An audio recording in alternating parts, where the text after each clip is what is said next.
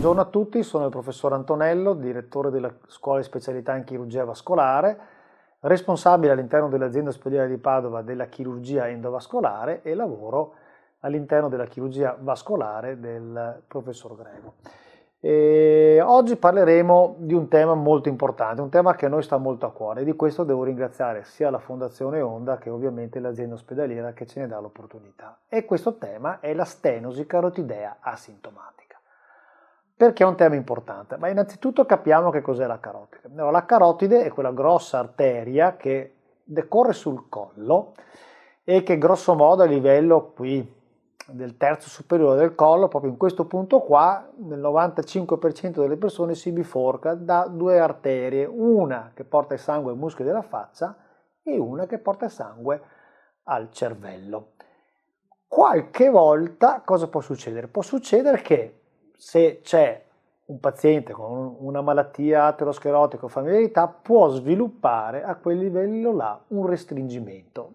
Questo è un bellissimo dipinto tratto da un esame che fa vedere bene la carotide comune, questa qui diciamo è la carotide interna e questo qui è il restringimento. Quindi un paziente di questo tipo è un paziente che ha una stenosi carotidea e quindi è a rischio di sviluppare una malattia importante quale l'ictus. Quindi quest'oggi parleremo molto di ictus. Che cos'è l'ictus? L'ictus ovviamente è un evento acuto in cui si interrompe l'apporto di ossigeno al cervello.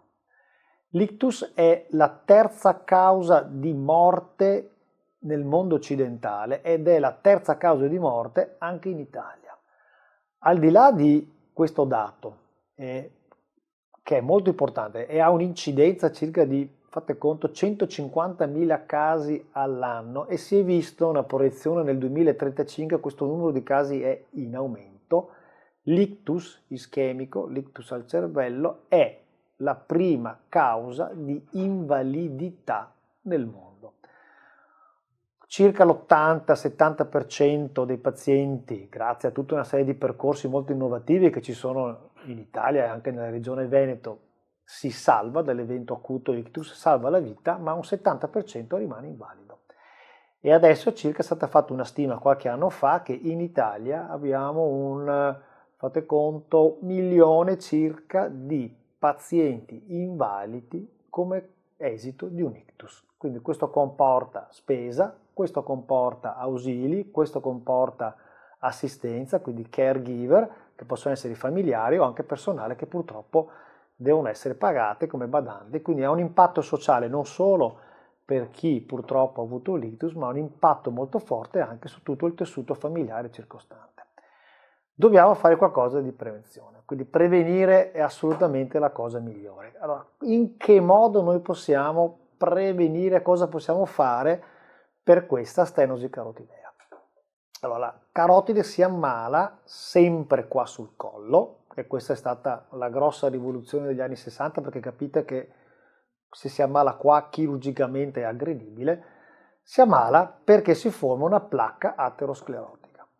Questa placca può essere di vario tipo, può essere fibrosa, può essere calcifica, sono le placche più stabili, oppure possono essere morbide, hanno all'interno una grossa quantità di grasso, oppure di piccoli fenomeni emorragici che la rendono molto friabile, possono partire dei piccoli emboli che vanno al cervello o vanno all'occhio, perché la carotide irrora anche l'occhio, quindi può dare dei disturbi. Disturbi classici quali sono? Perdita di forza da un braccio, uno sta scrivendo, gli cade la penna, soprattutto se è coinvolta la carotide sinistra può uno non riuscire a parlare, questi episodi durano 30 secondi, un minuto, poi uno si riprende, oppure può avere una cecità improvvisa, una tendina nera che cala sull'occhio. Tutti questi sono segni premonitori di un ictus che può avvenire nelle prossime ore, nelle prossime settimane, qualche volta anche nei prossimi mesi. Ma nella maggior parte dei casi questa placca alla carotide, anche se è come in questo disegno, che vedete è molto stretta, qui è una stenosi intorno all'80-90%, può essere del tutto asintomatica. A questo punto come fare?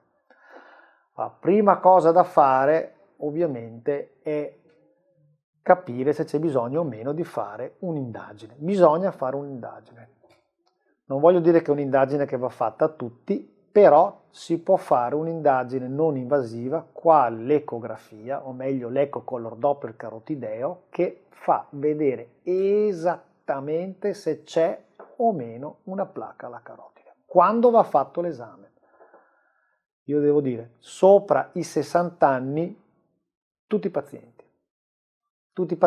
andrebbero studiati con un ecocolor Doppler delle carotide per vedere se c'è o non c'è la placca.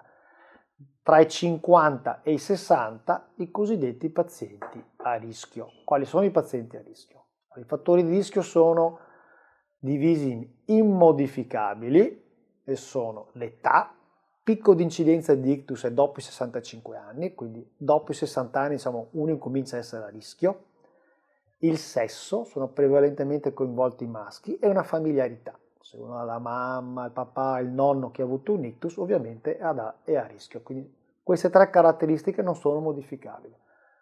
Altri fattori sono molto importanti, sono i cosiddetti modificabili, quelli dove lo stile di vita e la cura di sé ovviamente ha un impatto molto importante. Sono fumo di sigaretta, ipertensione arteriosa, colesterolo alto, dieta, attività fisica e consumo di alcol. Questi sono i classici fattori di rischio per la malattia aterosclerotica. Quindi, se un paziente ha 50 anni e ha il colesterolo alto ma non è in terapia, fa una vita sedentaria, ha una dieta che non è la dieta mediterranea, che è la dieta diciamo precisa, con una pressione che è borderline 130-135, è un paziente che comincia a essere a rischio. Quel paziente prima dei 60 anni deve fare l'ecocolor Doppler, che è un esame precisissimo che ci dice se c'è o meno la stenosi della carotide. L'importanza di fare il Doppler è anche un'altra, perché ci dice un'altra informazione. Ci può dire la stenosi non c'è, e uno non è che dice a quel punto là sono salvo, no, perché l'ecocolor Doppler può misurare lo spessore della parete dell'arteria. Se questo spessore, che viene chiamato con la sigla IMT, quindi se uno va nel suo referto troverà IMT, dà poi un valore in millimetri. Se è sopra 1 millimetro, quello è un paziente che è a rischio di sviluppare una malattia aterosclerotica, probabilmente non nelle carotidi, ma a livello coronarico. Quindi l'ispessimento del complesso intima media riflette il rischio che una persona ha di sviluppare in futuro una malattia aterosclerotica. Quindi se per caso è sopra 1 millimetro, vuol dire che è alto, beh, quel paziente lì, al di là di andare dal medico, farsi l'esame, bisogna che si controlli bene la pressione, dieta mediterranea, attività fisica, camminate veloci 30 minuti, riduzione del consumo di alcol, riduzione della quantità di sodio e ovviamente stile di vita il più sano possibile. Tutto questo previene la malattia aterosclerotica. Ritornando un po' a monte quindi della nostra stenosi carotidea asintomatica, una volta che uno va a fare l'ecografia e la trova, cosa si fa? Allora, là si opera solo quando supera il 70%. Sempre no. La si opera quando supera il 70% in presenza di alcuni fattori, diciamo, aggiuntivi. Quali? La placca deve essere una placca, abbiamo detto, morbida, quindi ricca di grasso, oppure con quei fenomeni emorragici al suo interno, quindi c'è un po' di sangue, comunque la placca cosiddetta soft, quindi anche la placca a rischio di ulcerarsi e di far mandare qualche piccolo embolino nel cervello. Il paziente deve avere una buona aspettativa di vita di almeno 5 anni, quindi io devo fare un intervento che il paziente abbia un beneficio di almeno 5 anni. Il centro di riferimento deve avere un tasso di rischio neurologico legato all'intervento sotto il 3%. Direi che se uno soddisfa questi 3 criteri c'è un'indicazione dell'intervento. E gli altri cosa devono fare? Gli altri, quindi se ho una stenosi del 70-75% con una placca fibrocalcifica, quindi una placca stabile, la correzione dei fattori di rischio, il follow up ecografico all'inizio va fatto ogni 6 mesi, poi basta una volta all'anno, riduce e rende quasi, diciamo, non voglio dire zero, ma molto molto basso il rischio annuo. Sicuramente il rischio annuale di ictus, se il paziente con una placca stabile, ben trattato con la terapia medica e con uno stile di vita adeguato, il rischio di ictus annuale è inferiore al rischio di ictus dell'intervento. Tenete conto che il rischio di ictus dell'intervento, almeno qua nella nostra sede, è intorno all'1%. Quindi, per quei pazienti che hanno la stenosi anche 70-75 con una placca stabile ma che hanno altre comorbidità, che comunque hanno una terapia medica già in atto importante in cui i fattori di rischio sono ben controllati, l'intervento non è necessario. Io con queste poche parole ho finito, spero che sia stato tutto molto chiaro. La cosa molto importante è sopra i 60 anni vale la pena fare di screening un eco con l'ordoppio alla carotide perché ci dà l'informazione sulla stenosi carotidia e su un eventuale rischio di malattia cardiovascolare. In quei pazienti che sopra i 50 anni hanno un profilo di rischio aumentato, va già la pena anticipare l'esame sopra i 50 anni. Grazie a tutti, ci vediamo l'anno prossimo.